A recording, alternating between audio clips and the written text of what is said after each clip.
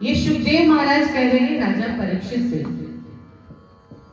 तो राजा परीक्षित के मन में भाव जगा, मेरे पूर्वजों के साथ जिस भगवान कृष्ण ने इतनी लीलाएं की, कदम कदम पर उनकी रक्षा की, हर जगह उनका सहारा बन करके रहे, यहाँ तक कि मेरे दादा के सारथी बन करके रहे। अर्जुन उनके दादा थे, उनके सारथी बन करके रहे।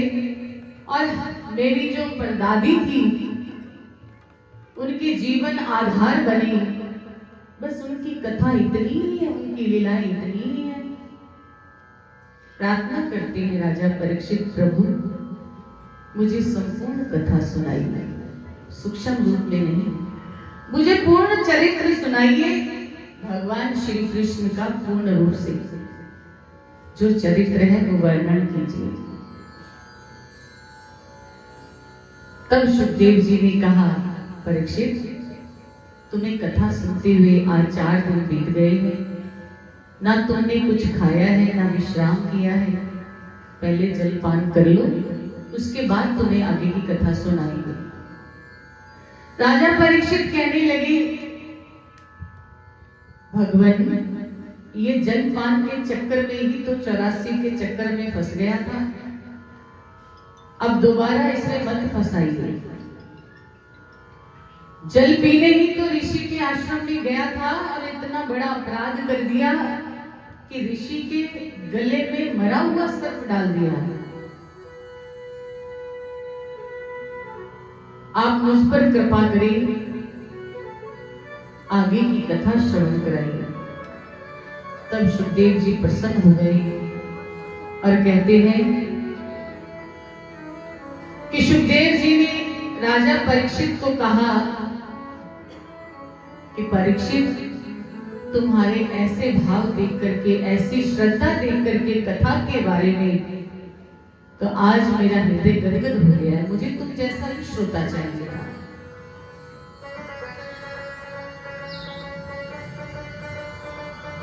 तब श्री सुखदेव जी महाराज आगे की कथा वर्णन करते हैं।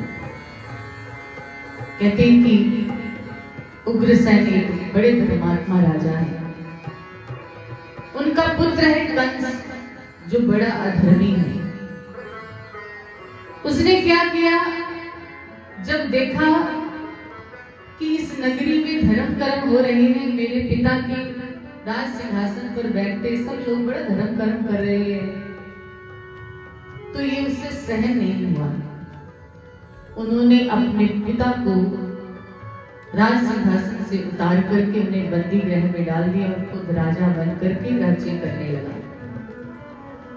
और इस तरह से राज्य करने लगा कि हर तरफ से अधर्म ही अधर्म फैल गया। ऋषि मुनियों से कहता कि तुम मेरी पूजा करो, मैं भगवान हूं। धरती पर हाहाकार मच गया। ये सब धरती माता से सहन नहीं हुआ और वो प्रभु के वैकुंठ धाम में पधारी देवताओं के साथ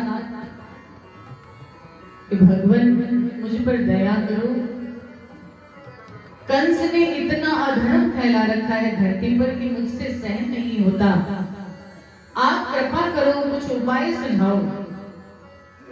तो कहते हैं भगवान श्री नारायण ने धरती माता से कहा, तुम चिंता मत करो, मैं तुम्हारे घर, मैं धरती पर अवतार लूंगा। जब इतना भगवान ने कहा तो भगवान की आज्ञा को, आदेश को सुन करके धरती माता प्रसन्न हो गई और इस दिन का इंतजार करने लगी कि कब भगवान का अवतार धरती पर होगा।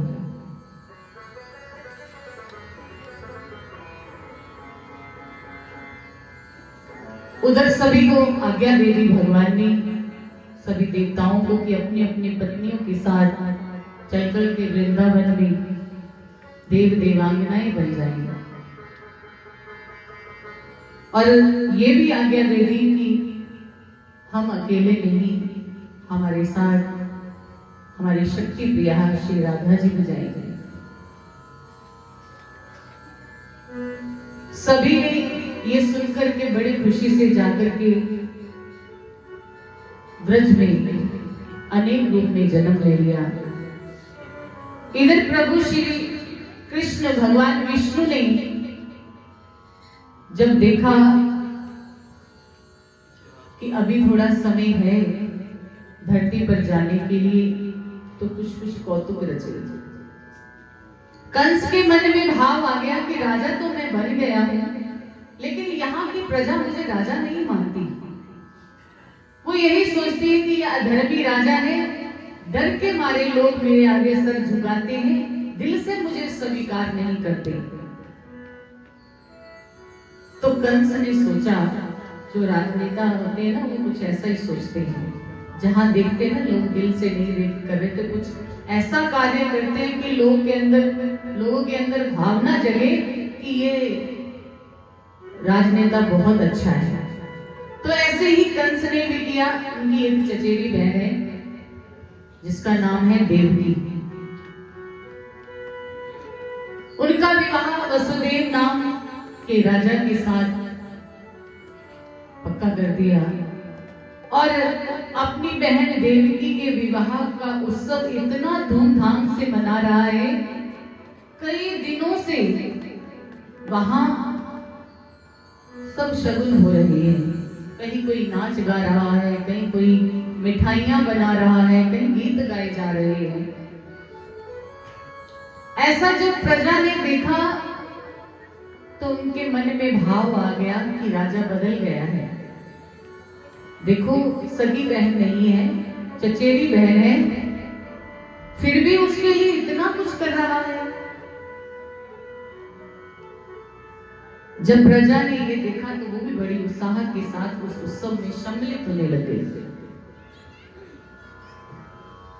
सभी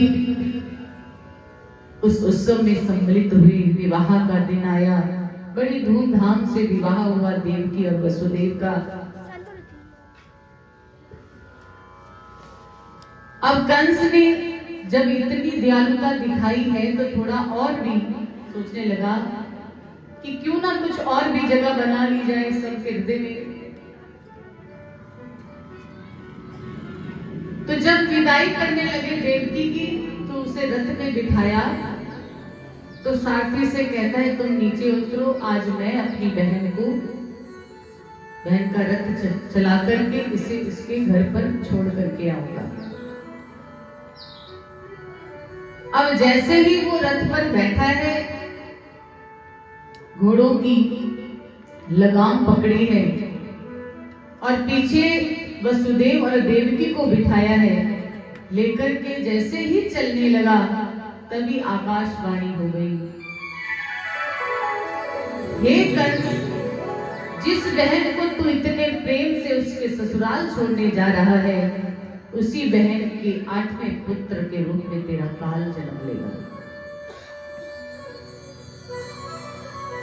जब ये सुना कंस ने तो थर थर कांपने लग गया। अपने आप को संभालते हुए उसी रूप में आ गया जो कुछ दिन पहले रूप था उसका। म्यान में से तलवार खींची, रथ से नीचे उतरा, रथ में बैठी हुई देवकी को उसके बालों से पकड़ करके नीचे उतार दिया और जैसे ही तलवार लेकर के उसे मारने लगा तो वसुदेव ने हाथ पकड़ लिया। बोले, भ्राता क्या कर रहे हो? ये आपकी बहन है। बोले, ये मेरी बहन नहीं है, इसी के ही गर्भ से मेरे काल में जन्म लेना है, तो मैं आज इसे ही खत्म कर देता हूं। ना रहेगा बांस ना बजेगी। सभी बोलिए, ना रहेगा बांस ना बजेगी। जाग रहे हो आप सब।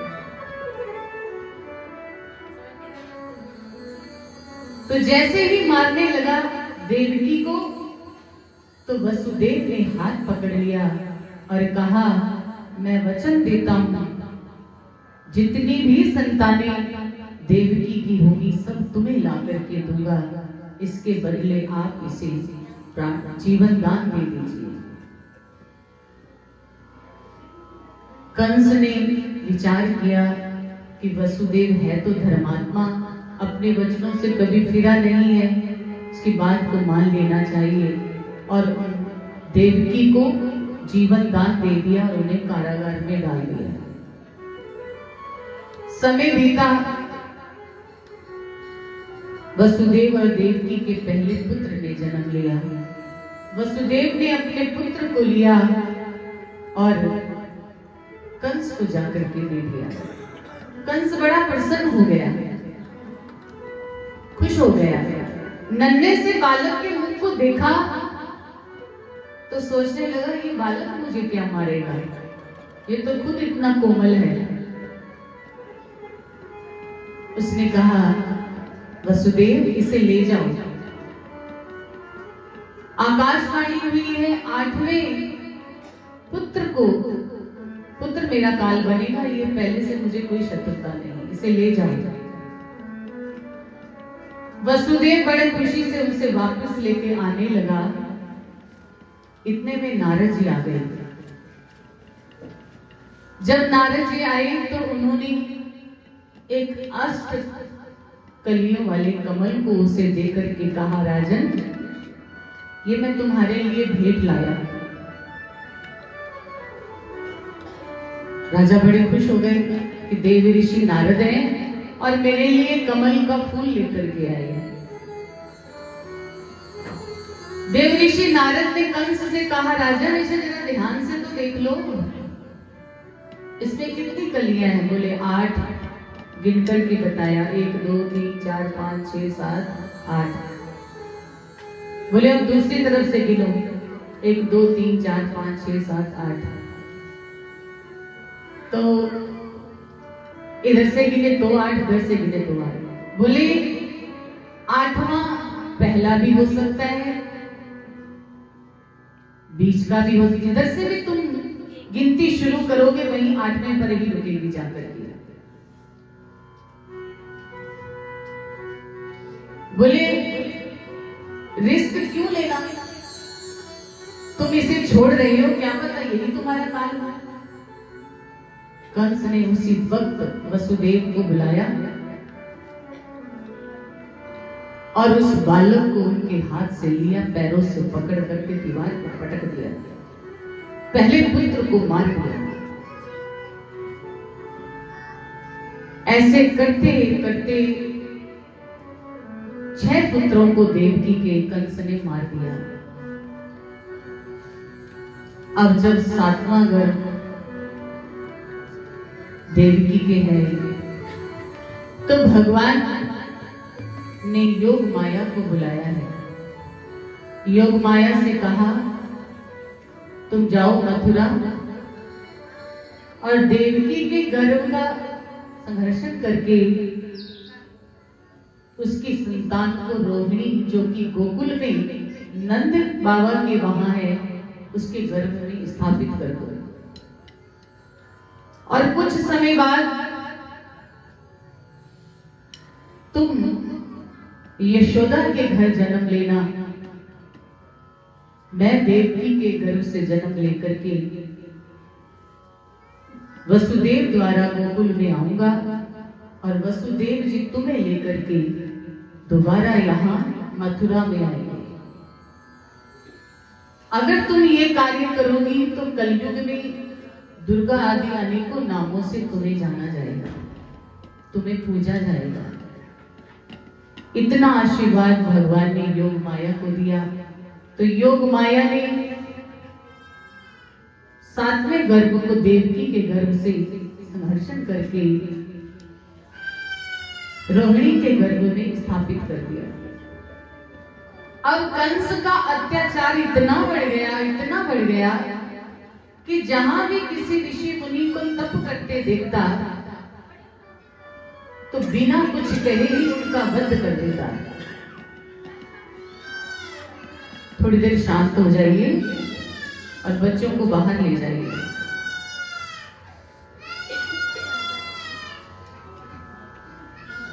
कृष्ण गोविंद गोविंद गोपाल नंदलाल, कृष्ण गोविंद गोविंद गोपाल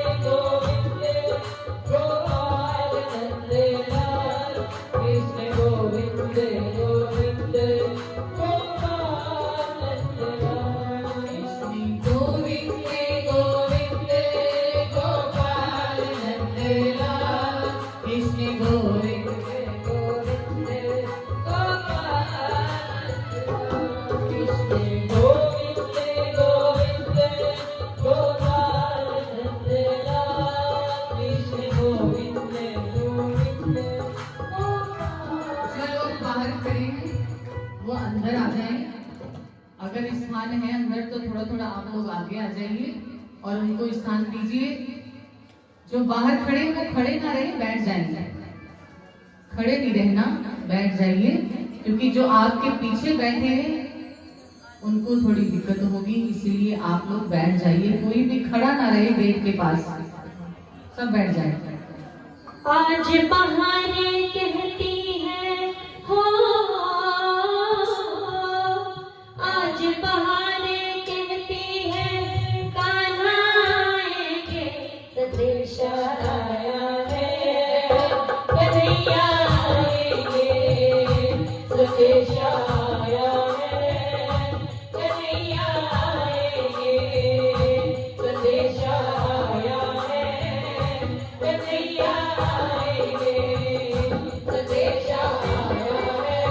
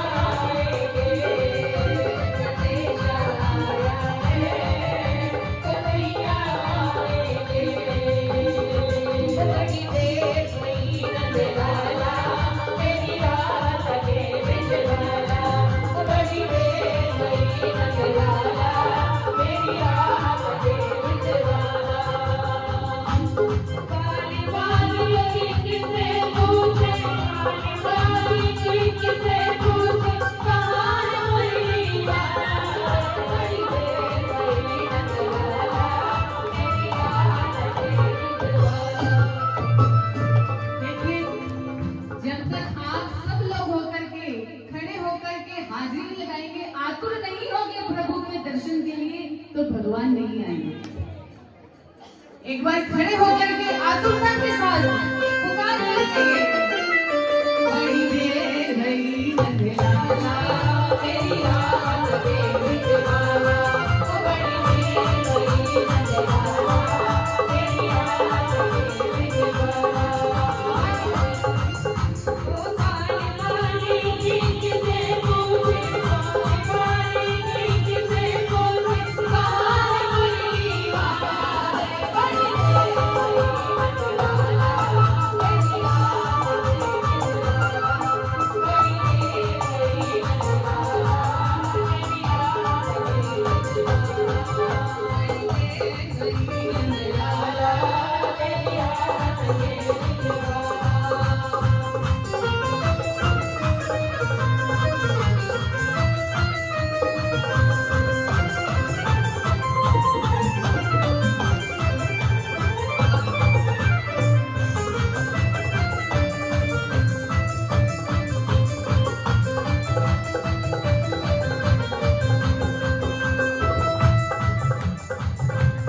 कोई न जाए कुछ गली में, कोई न जाए कुछ गली में, कोई न जाए कुछ गली में, कोई न जाए कुछ गली में, न जाए कुछ गली में, कुछ गलियां चुनने को, कुछ गलियां चुनने को, कुछ गलियां चुनने को, तरस रहे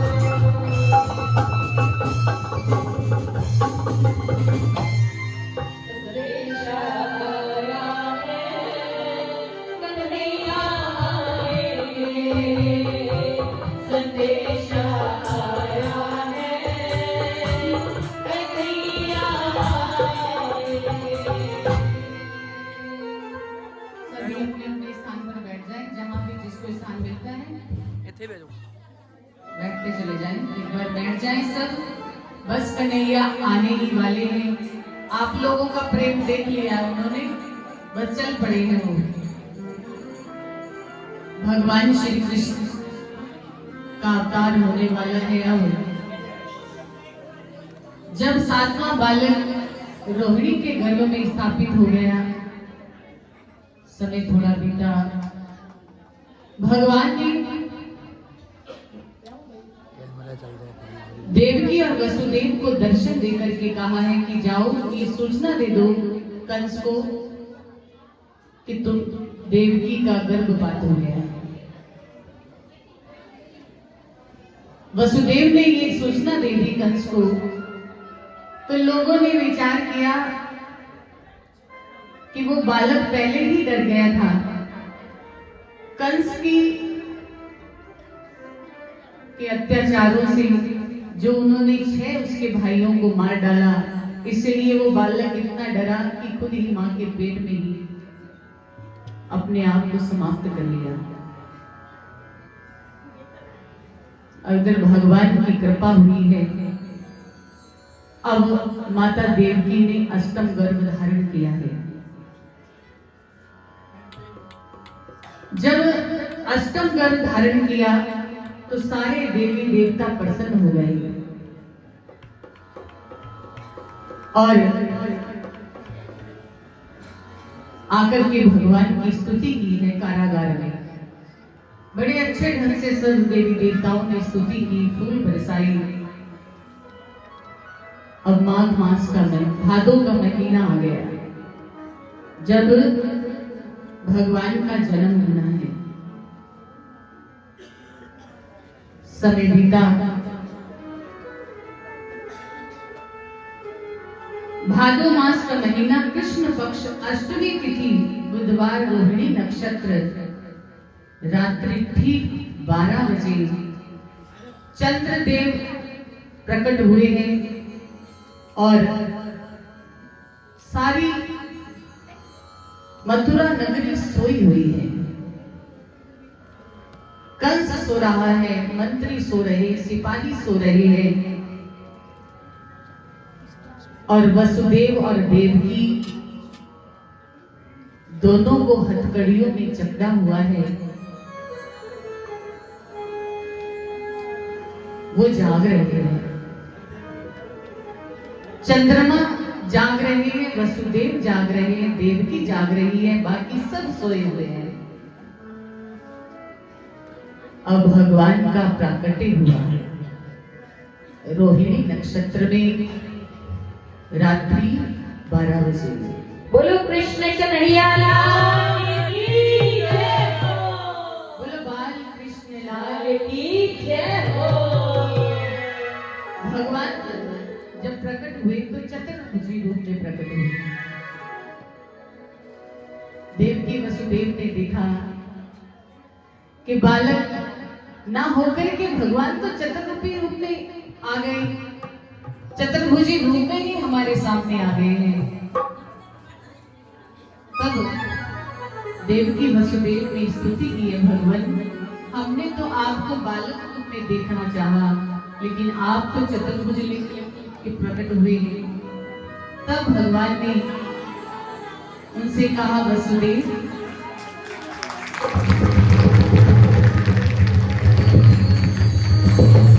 हो गया जी, हो गया गोकुल में हल्ला, हो गया जी, हो गया गोकुल में हल्ला, भैया यशोदा ने जन्मा है लल्ला, भैया यशोदा ने जन्मा है लल्ला, हो गया जी, हो गया गोकुल में हल्ला, भैया यशोदा ने जन्मा है लल्ला, भैया यशोदा ने जन्मा है लल्ला।